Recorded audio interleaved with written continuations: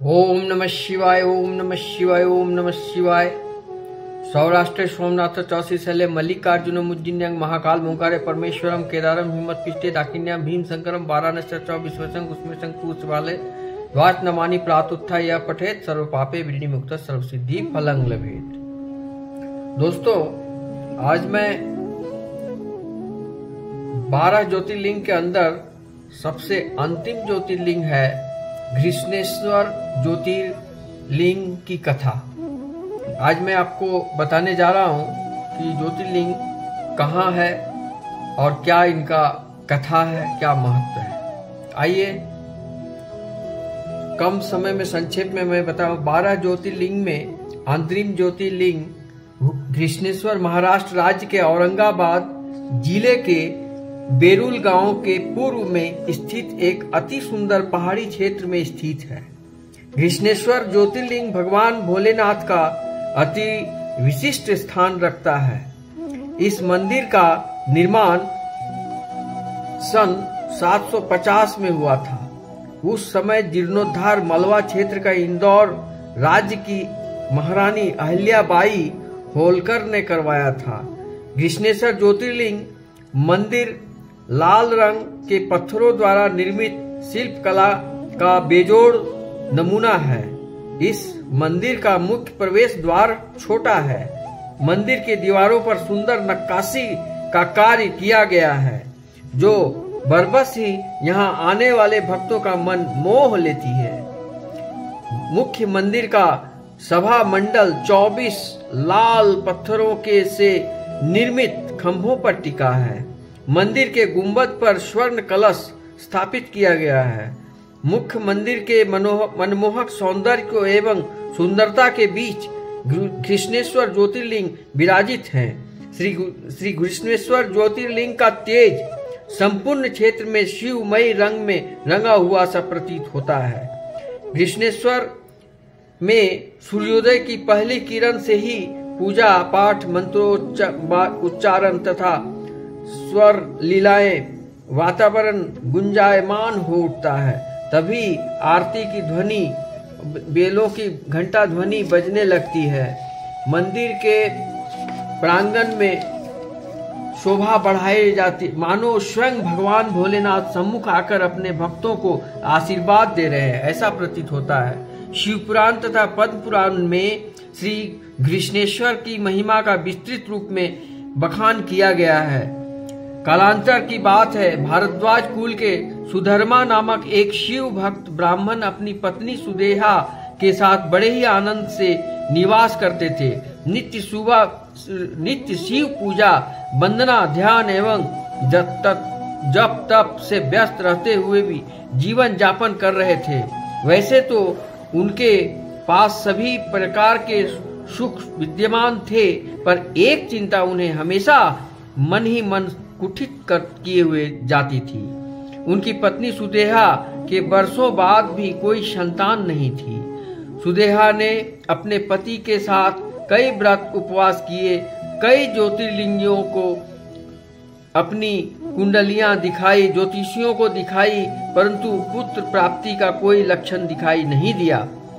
सुदेहा बड़े विक्षुब्ध एवं कठोर हृदय से अपने पति सुधर्मा को दूसरे विवाह की सलाह दी, परंतु सुधर्मा ने उसे नकार दिया। तब सुदेहा ने अपनी छोटी बहन घृष्णा से शादी करने के लिए सुधर्मा को राजी कर लिया।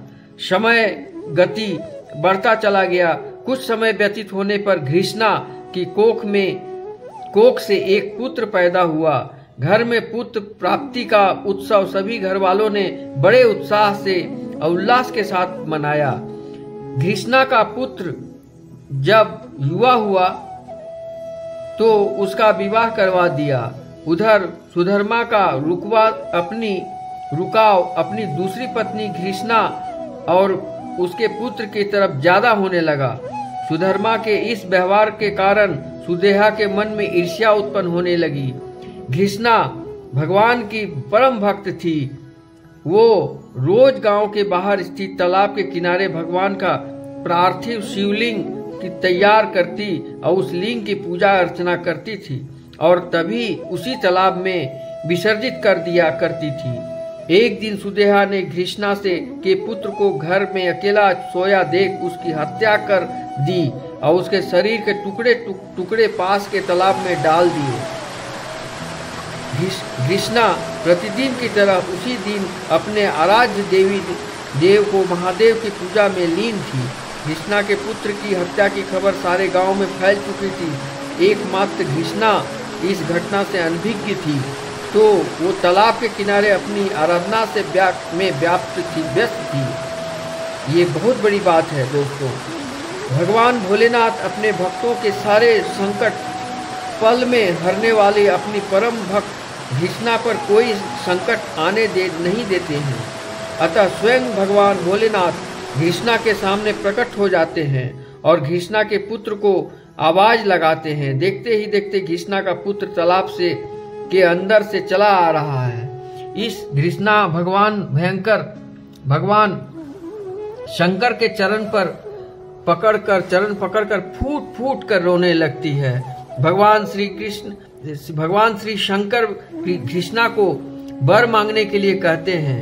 घृष्णा भगवान भोलेनाथ से हाथ जोड़कर कहती है कि हे भोलेनाथ, आप जगत कल्याण करने के लिए इसी स्थान पर सदा सदा के लिए निवास करें। भगवान ने घृष्णा को तथास्तु कहकर उसी समय ज्योतिर्लिंग का रूप धारण कर विराजमान हो गए। अतः इस ज्योतिर्लिंग का नाम घृष्णेश्वर पड़ा। कहा जाता है कि जो मनुष्य, प्राणी और जीव भोलेनाथ के इस पावन घृष्णेश्वर ज्योतिर्लिंग का श्रद्धा से दर्शन, वंदन एवं पूजन करता है, उस तीर्थ स्थान में आता है, उसे किसी भी प्रकार की आंच नहीं आती। जीव समस्त भाव बंधनों से छूट जाता है। घृष्णा जिस तालाब के किनारे शिव आराधना किया करती थी, उसे शिवालय कहा जाता है। घृष्णेश्वर ज्योतिर्लिंग के मुख्य मंदिर में जो पुरुष भक्त प्रवेश करते हैं, उन्हें कमरे के ऊपर वस्त्र धारण की मनाही है। अतः कमरे तक धोती बांधकर, कमर तक धोती बांधकर प्रवेश करते हैं। उन्हें स्वच्छ मन से भगवान घृष्णेश्वर की पूजा अर्चना करने का प्रावधान है। भगवान शंकर को दूध, दही, घृत, शहद और शक्कर, चीनी के पंचामृत से अभिषेक किया जाता है तथा बिल्व पत्र अर्पित किए जाते हैं। श्री घृष्णेश्वर ज्योतिर्लिंग मंदिर के कपाट प्रातः 5 बजे खुल जाते हैं और रात्रि का 8 बजे बंद होते हैं। मुख्य मंदिर में महिलाओं का प्रवेश वर्जित माना गया है। रोजाना दोपहर 12 बजे से 1 बजे के बीच घृष्णेश्वर मंदिर के कपाट बंद रहते हैं। श्री घृष्णेश्वर तीर्थ पहुंचने के लिए नजदीकी हवाई अड्डा औरंगाबाद है। यहाँ से बस टैक्सी द्वारा 40 किलोमीटर के सफर तय कर घृष्णेश्वर पहुंचा जा सकता है। औरंगाबाद भारत के सभी प्रमुख शहरों में महानगरी से रेल मार्ग द्वारा जुड़ा हुआ है।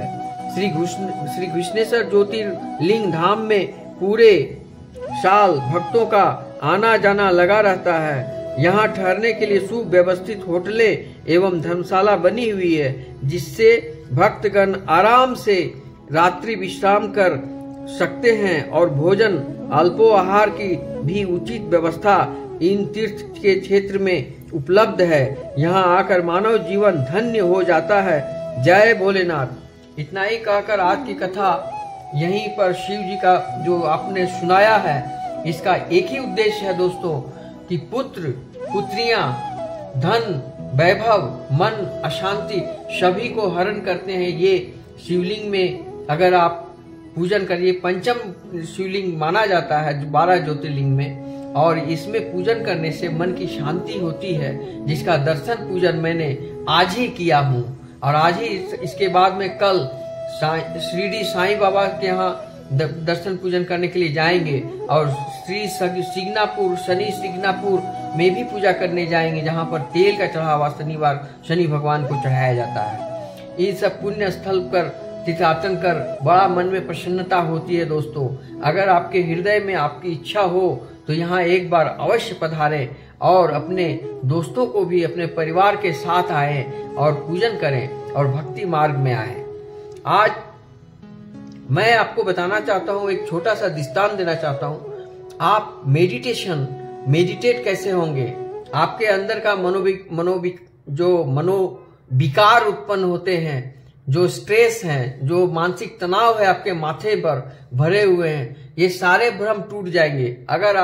अगर महादेव के यहाँ आप जल चढ़ाते हैं या शिरडी साईं बाबा के यहाँ भी जाते हैं, कहीं भी जाइए, तीर्थ स्थान में सभी स्थान तो महत्वपूर्ण है दोस्तों। तो इसमें आपको मन की शुद्धि और शांति मिलेगी। और दृष्टांत के रूप में, व्यावहारिक रूप में मैं कहना चाहता हूँ कि किसी भी स्थिति में आप पास्ट टेंस, जो भूतकाल में जो आपके साथ घटनाएं हुई हैं, उन सबको तत्काल समाप्त करें या उसको दिमाग से निकालने का प्रयास करें। अतीत की जो पीछा कर रही है तनाव, उससे आपको विकास में बहुत बड़ा बाधा हो। जैसे आपको उदाहरण के लिए, अगर आप चल रहे हैं रास्ते में, अब पीछे से आपको कोई पैर खींच ले तो आप गिर भी सकते हैं, चल भी नहीं पाएंगे। ठीक उसी प्रकार मानसिक तनाव से बचना है तो अतीत में जो भी घटनाएं हुई है, उनको, जो सुखद घटनाएं हैं उनको याद रखें और जो दुखद घटनाएं उनको दिमाग से हटा दें। नंबर 1। नंबर 2, भविष्य की चिंता मत करो। भविष्य कल किसने देखा, आज है, आज वर्तमान में जी लो दोस्तों।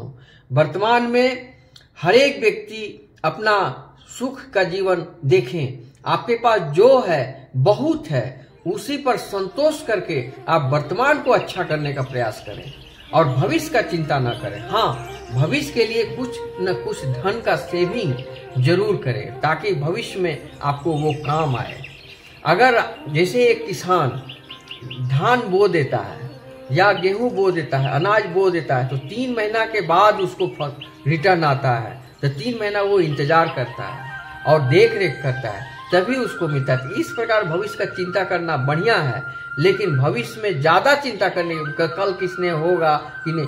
कोई भी किसान ये सोचकर नहीं खेती करता है कि मेरा नहीं होगा कि होगा, वो अपना कर्म कर देता है, फल तो ऊपर वाले के हाथ में है। अगर वृष्टि हो गई, बारिश हो गई, नहीं भी हुई तो अंधर तूफान से बचाव हो गया तो अन्न पूरा संपूर्ण अन्न का उत्पादन हो जाता है। तो इस प्रकार कोई भी व्यक्ति कोई काम करते हैं तो भविष्य को लेकर सोच कर न करें। भविष्य में आशावादी दुनिया है, आप जो भी कर्म करेंगे उसको ये सोच कर करें कि हम कर्म कर रहे हैं, हमको फल अवश्य मिलेगा, ये समझ कर करें। लेकिन भविष्य के बारे में चिंता करके आप अपना समय को नष्ट कर रहे हैं। इसलिए भूत और भविष्य, ये 2 चीज के बारे में नहीं सोचकर आप वर्तमान को ठीक करने का कोशिश करें दोस्तों। वर्तमान ठीक हो जाएगा तो आपका सब ठीक हो जाएगा। दूसरी बात, आप जो मानसिक तनाव में रखते हैं, दुनिया भर का भ्रम पाल रहे हैं, दुनिया भर का, अरे आप जब भगवान को मानते हो, जब भगवान पर विश्वास करते हो, तो सब उनके चरणों में समर्पित कर दो और खुद को, अपनी आत्मा को परमात्मा में लगाओ। गीता का ज्ञान पढ़ो, धार्मिक किताबें पढ़ो। ये जो आपका गरुड़ पुराण है, उसमें कहा गया है कि कर्म ही धर्म है और सेवा ही आपका भक्ति का मार्ग है। जहाँ आपके अंदर भक्ति आएंगे और सेवा करने की भावना जगेगी, आपका अहंकार नष्ट हो जाएगा और इस प्रकार आप जीवन में सफलता की ओर बढ़ने लगेंगे। और सफलताओं का और थोड़ा सा ऐश्वर्य मिलने पर, कोई धन धान्य से परिपूर्ण होने पर, सबसे पहले क्या होता है? अहंकार होता है, जो नाश का मूल कारण होता है। इसलिए अहंकार को आने न दें, स्वार्थ को आने न दें। स्वार्थ एक ऐसा चीज है जिससे आपको सारे रिश्ते, नाते, प्रेम, विश्वास सब टूट जाएगा। छोटी छोटी 2 रुपया के लिए लोग विश्वासघात कर देते हैं। ये न करें, किसी का भी 1 रुपया आप बेईमानी न करें। ये आपका ईमानदारी है। जो जुबान दे किसी को, उसको पूरा करें। विश्वास इसी में बढ़ेगा आपका। और जहां आपके अंदर विश्वास होगा तो भगवान की भक्ति, श्रद्धा, दया, सत्य, शुद्धि सब होने लगेगा। धीरे धीरे सब भ्रम आस्ते आस्ते टूटने लगेंगे और आप एक सात्विक पुरुष के रूप में उभर कर निकलेंगे और आपका परिवार भी सात्विक होने लगेगा। इसका जो सात्विक बनने के लिए आपको वैष्णव धर्म की तरफ रुझान करना होगा।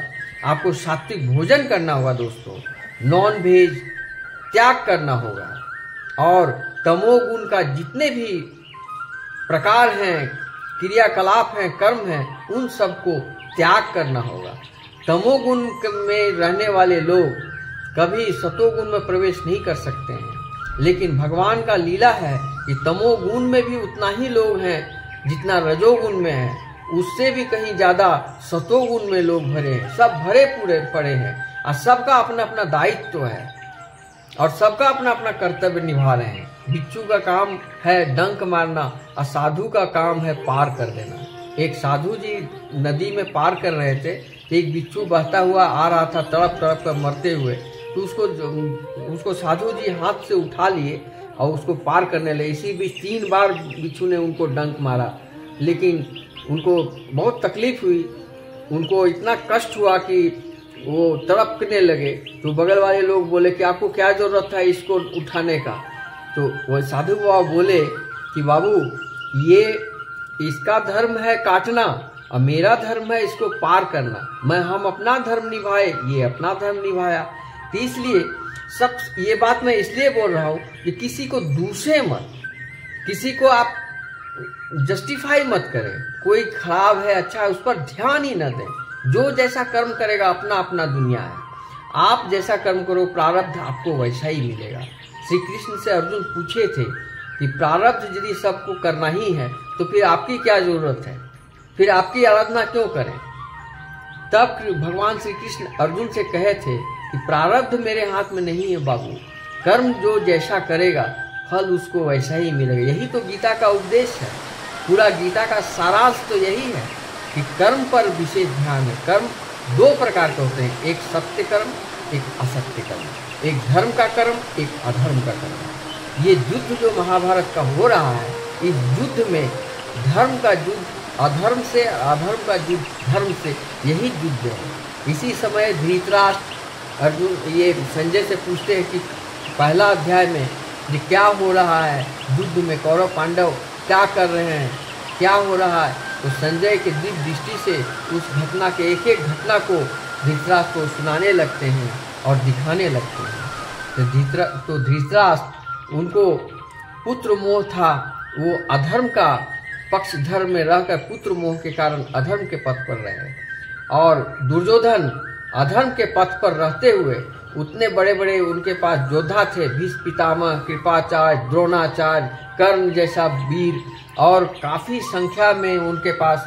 सैन्य शक्ति था, और पांडव के पास कुछ भी नहीं था।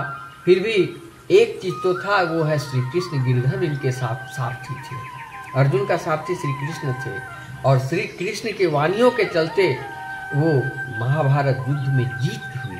और श्री कृष्ण चाहते थे कि युद्ध में जीत अर्जुन का ही हो, और ये अर्जुन का जीत का मतलब धर्म का जीत हो।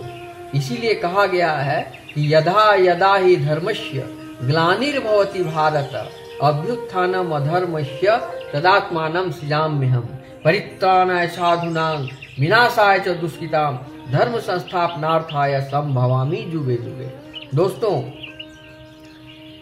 इसका अर्थ ये हुआ कि जब जब धर्म की हानि होती है तब तक धर्म की रक्षा करने के लिए भगवान किसी न किसी रूप में आ ही जाते हैं। और कलियुग में कण कण में भगवान छुपे हुए हैं, जो जैसा करता है तुरंत उसको वैसा फल मिलता है। ये आप गांठ बांध लो, आप जो भी कर रहे हो भगवान देख रहे हैं, और इसका प्रायश्चित तुमको करना है। अगर अधर्म के रास्ते पर हो, पापाचरण कर रहे हो, तो शीघ्र त्याग दो और सत्पथ पर आओ, सात्विक गुण पर आओ, सच्चा आदमी बनो और सच्चा सत्कर्म करो। नारद मुनि एक बार विष्णु भगवान से बोले कि प्रभु मैं तो दिन भर नारायण नारायण करता हूँ, मेरे जैसा भक्त तो आपको दुनिया में नहीं है, पर पृथ्वी पर नहीं है। तब विष्णु भगवान बोले जो तुमको इस बात पर तुमको थोड़ा घमंड लग रहा है, इसमें इस तरह मत बोल, चलो मेरे साथ। तब वो दोनों साधु के भेष में एक गांव में आते हैं। एक किसान 24 घंटा वो कार्यरत है और खेती में व्यस्त रहता है, और अपना सारा कर्म करने के बाद भी 4 बार भगवान का आरती पूजन करता है, हरि कीर्तन करता है, हरि नाम लेते हैं, तब वो बताए कि तुम एक काम करो, तुम नहीं समझोगे, तुम एक कटोरा में पानी भर के दिया और उसको बोला कि तुम इस मंदिर का चारों तरफ, पूरा इस गांव का चारों तरफ चक्कर लगा के आओ। तो वो पानी एक बूंद यदि गिर गया तो मेरा जो सुदर्शन चक्र है वो तुम पर चल जाएगा। तो इस डर से बेचारा नारद जी जल का भरा हुआ कटोरा लेके घूमते घूमते आ गए, पहुंच गए। और पहुंचने के बाद बोले प्रभु देखिए एक बूंद भी नहीं गिरा। तो भगवान बोले कि तुम अपना कर्म तो ठीक किया, लेकिन उस बीच में हमारा नाम एक बार भी लिया नहीं, हम ध्यान मेरा इस कटोरा पर था। तो इसी प्रकार वो किसान 24 घंटा कटोरा धो रहा है, फिर भी हमको 4 बार वो नाम ले रहा है। तब बताओ तुम बड़ा हो कि वो किसान बड़ा है। तब नारद जी लज्जित हो गए और वहां से फिर वो लोग अपने कार्य में चले गए अंतर्ध्यान होकर। तो इसका कहने का मतलब ये है दोस्तों कि कर्म सब करते हुए उनका नाम लो, और पूजा पाठ यज्ञ हवन अश्वमेध यज्ञ दान बहुत बड़ा पुण्य दिखावा नहीं करना है आपको। आप सिर्फ भगवान का भजन करें, नाम लें और सात्विक करें, जीवों की हत्या न करें, किसी का दिल में चोट न पहुंचाएं, विश्वासघात न करें। यही आपका पुण्य का साधन है। और पुण्य का और परमात्मा में आत्मा को मिलाने का ये दुनिया क्या है?